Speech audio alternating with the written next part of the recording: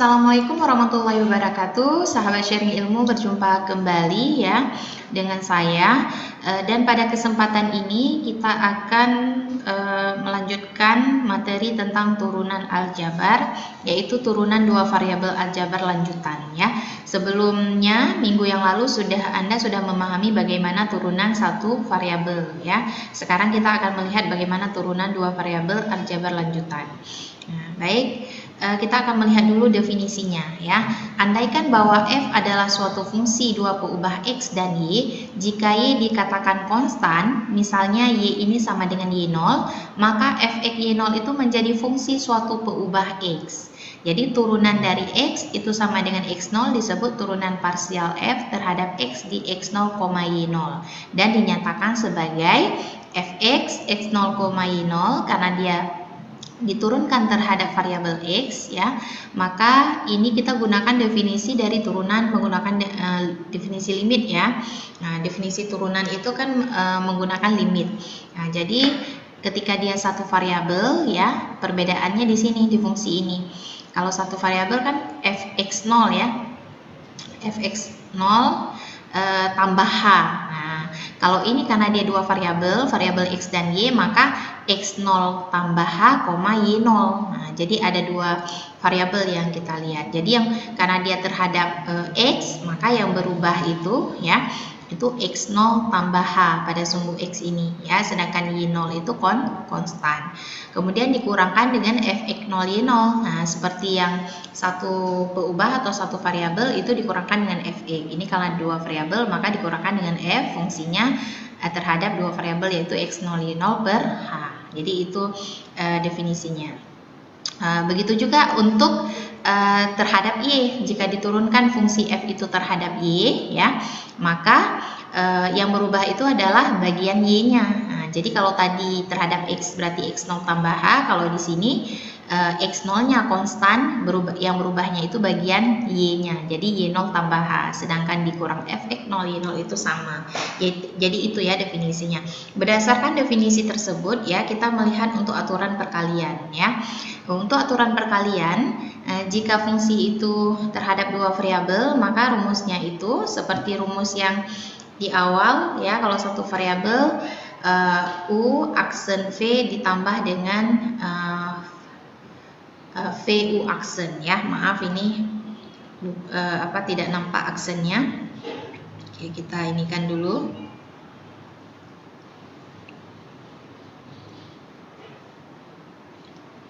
Oke. Jadi ini u aksen, saya tambahkan aksen ya. Artinya yang sudah diturunkan ya. Oke, sebentar.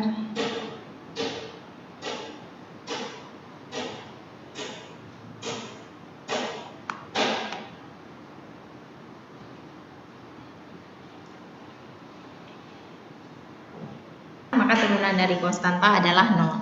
Makanya turunan dari 7i adalah 7 saja. Begitu juga dengan y tadi, diturunkan terhadap y.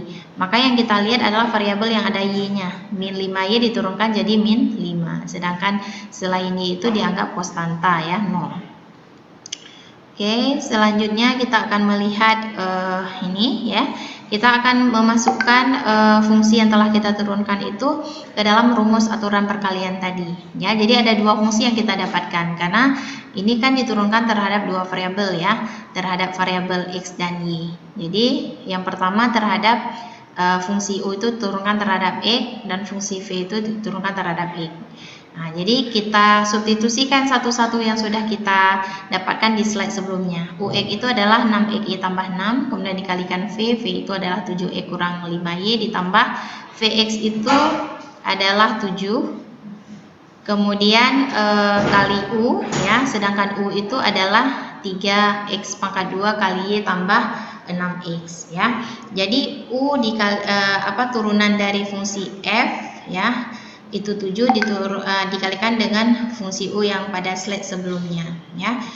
Kemudian setelah ini maka kita kalikan satu per satu ya. 6xy dikalikan dengan 7x, kemudian 6xy dikalikan dengan min 5y. Jadi satu per satu kita kalikan. Sehingga didapatkan hasilnya ya. 6xy dikalikan dengan 7x, maka hasilnya 42x kuadrat i secara aljabar biasa ya.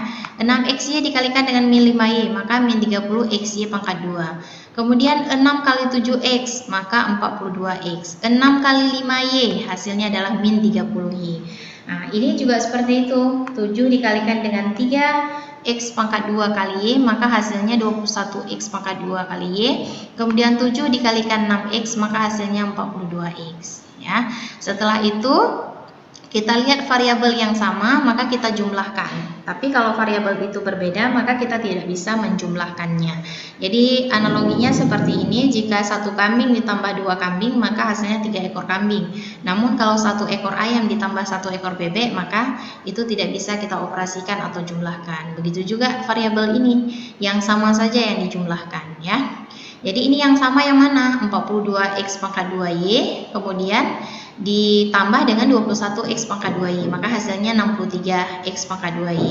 Min 30xy pangkat 2, kemudian dioperasikan, nggak ada variabel yang sama dengan dia, maka tetap ya kita tuliskan ini. Kemudian 42x tambah 42x, maka 84x, kemudian min 30y. Jadi selesai untuk fungsi yang diturunkan terhadap variabel y. Kalau terhadap variabel y dengan cara yang sama juga ya, tinggal kita substitusikan fungsi yang telah kita turunkan di slide sebelumnya, maka hasilnya adalah 21x pangkat 3 kurang 30x pangkat 2 kali y kurang 30x. Jadi caranya tetap sama, pengalinya secara aljabar biasa. Oke, selanjutnya kita akan melihat untuk pembagian ya. Aturan pembagian bagaimana? Nah, aturan pembagian itu sama seperti sama juga seperti kita di satu variabel ya. Rumusnya seperti ini juga. Jadi fungsi f(x)y sama dengan u aksen v kurang v aksen u per v kuadrat kalau di satu keubah. Kalau dua keubah, yang membedakan u aksen ini jadinya di sini u xy karena ada dua variabel ya. Artinya masing-masing fungsi u itu diturunkan terhadap variabel x dan y. Begitu juga fungsi v. Nah, jadi dari sini kita harus lihat dulu ya, harus kita misalkan dulu yang mana u, yang mana v ya. Jadi ini yang bagian atasnya pembilang itu kita misalkan dengan u, sedangkan bagian penyebut kita misalkan dengan v. Nah, dari situlah kita bisa menurunkan fungsi itu satu persatu, sudah tahu yang mana u, yang mana v. Nah, dengan cara yang sama ya, u tadi sudah kita misalkan ternyata u itu adalah 3x pangkat 2y pangkat 2 tambah 4x pangkat 2 kurang 5y yang dari soal tadi diturunkan terhadap x. Jadi maka fokus kita, kalau dia diturunkan terhadap x, maka Anda melihat hanya variabel x saja. Sedangkan yang lain itu kalau dia perkalian, maka dia ikut disertakan, dan ketika dia konstanta berarti ketika dia tidak ada variabel yang mau diturunkan di situ, maka dianggap konstanta dan turunan konstanta itu 0. Nah, maksudnya seperti apa? Nah, ini fungsi u kita turunkan terhadap x, berarti kita lihat ke x. 3x pangkat 2, maka turunannya 2 kali 3 kali x, maka jawabannya 6x. Y pangkat 2 itu ikut saja dia 6x y pangkat 2 tambah 4 kali x pangkat 2, berarti turunannya 2 kali 4 kali x, jadinya 8x. Sedangkan min 5y ini tidak ada variabel x, maka ini kita anggap konstanta ya, maka turunan dari konstanta itu adalah 0. Begitu juga untuk fungsi u ini yang diturunkan terhadap y.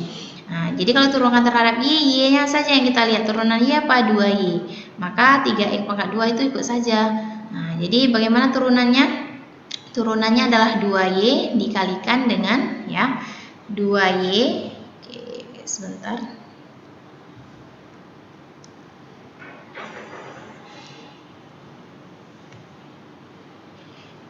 Oke, kita ulang ya. Jadi turunan y pangkat 2 itu adalah 2y. Nah, 2y kemudian dikalikan dengan 3x pangkat 2 ya. Nah, jadi 2y kali 3x pangkat 2 itu adalah 2 kali 3 6, berarti 6x kuadrat. Inilah dia dapatnya. Sedangkan turunan dari min 5y berarti min 5. Nah, jadi seperti itu ya sahabat sharing ilmu. Kita akan lanjutkan kembali. Kemudian ketika fungsi fungsi v ya. V itu fungsinya 5x kuadrat y, maka diturunkan terhadap variabel x, maka 10xy. Kalau diturunkan terhadap variabel y, berarti 5x pangkat 2. Jadi seperti itu ya. Nah, setelah itu maka kita akan mensubstitusikannya itu ke dalam rumus ya, ke dalam rumus aturan pembagian. Jadi ada dua fungsi juga yang kita dapatkan dari sini karena dia tetap diturunkan terhadap X dan Y. Jadi yang pertama ini kita substitusikan ya, ini hasilnya sudah kita dapatkan di slide sebelumnya. Ini sesuai dengan rumus substitusi saja U diturunkan terhadap X, maka tadi hasilnya 6x kuadrat tambah 8x ya kan. Kemudian dikalikan dengan V, fungsi V tadi ada 5x kuadrat Y dan seterusnya. Kemudian diperkan dengan fungsi V. V tadi di soal ya 5x pangkat 2 kali Y kemudian dipangkatkan 2. Kemudian baris kedua ini dioperasikan saja secara aljabar. Jadi ini dikalikan ke sini, maka hasilnya 30x pangkat 3 Y pangkat 3. Kemudian 8x dikalikan ke sini, maka hasilnya 40x pangkat 3 kali Y. Begitu juga ini dikalikan ini, hasilnya min 30x pangkat 3 Y pangkat 3. Kemudian min 10x Y dikalikan 4x pangkat 2, maka min 40x pangkat 3 Y. Begitu juga dengan min 10x Y dikalikan dengan min 5 Y, maka jawabannya 50x Y pangkat 2. Sedangkan bagian penyebutnya karena ini dikuadratkan, maka masing-masing dikuadratkan. 5 pangkat 2 25, x pangkat 2 dikuadratkan jadi x pangkat 4, y dikuadratkan y pangkat 2. Jadi ini dioperasikan ya secara aljabar. Lihat variabel yang sama dan ini ternyata bisa dicoret ya, karena positif ketemu negatif dan bentuk suku dan koefisiennya itu sama, maka dia tereliminasi. Begitu juga ini 40x pangkat 3y dikurang 43x pangkat 3y, maka dia bisa dicoret ya, tereliminasi. Tinggallah 50xy pangkat 2 per 25x pangkat 4y pangkat 2. 50 dibagi 25 ya, 50 dibagi 25 itu hasilnya 2. Nah, sedangkan y pangkat 2 dibagi y pangkat 2 itu habis, berarti x bagi x pangkat 4. Kita mengikuti aturan perpangkatan, berarti x bagi x pangkat 4 itu menggunakan sifat perpangkatan, berarti x kalau dia bagi pangkatnya kurang ya, 1 dikurang 4, maka hasilnya x pangkat min 3. Nah, maka hasilnya ini sebenarnya adalah 2 kali ya, 50 bagi 25 kan 2 tadi, 2x pangkat min 3. Namun untuk ini pangkat tak sebenarnya ya. Jadi kalau kita jadikan ini positif itu sama juga dengan 2x pangkat 3. Jadi dia sudah di bagian penyebut, jadi pangkatnya tidak negatif lagi tapi positif ya. Baik sahabat sharing ilmu, dengan cara yang sama jika diturunkan terhadap Y seperti itu juga, kita tinggal mensubstitusikan hasil yang telah kita dapatkan di slide sebelumnya. Kemudian kita operasikan seperti yang contoh yang di atas tadi ya. Nah, ini dikalikan ke sini, ini dikalikan ke sini ya. 6x kuadrat Y dikalikan dengan 5x kuadrat Y, kemudian min 5 dikalikan dengan 5x kuadrat Y dikurang, kemudian ini juga dikalikan satu persatu ya. Ini ada 3 kali dikalikan ya, 5x kuadrat kali 3x kuadrat y kuadrat, 5x kuadrat kali 4x kuadrat, 5x kuadrat kali min 5y dan seterusnya. Sedangkan penyebutnya masih sama ya, dikuadratkan. Maka hasilnya adalah 15x pangkat 4 y pangkat 2 dikurang dengan 20x pangkat 4 per 25x pangkat 4 y pangkat 2. Jadi seperti itu ya sahabat sharing ilmu. Silahkan berlatih supaya Anda lebih lancar dalam memahami bagaimana turunan dua variabel ya. Nah, jadi seperti itu. Sampai di sini saja materi kita hari ini. Jadi jangan lupa Anda selalu berlatih supaya Anda mahir dalam memecahkan masalah dalam mata kuliah kalkulus berubah banyak. Jumpa lagi dengan saya di next video berikutnya. Assalamualaikum warahmatullahi wabarakatuh.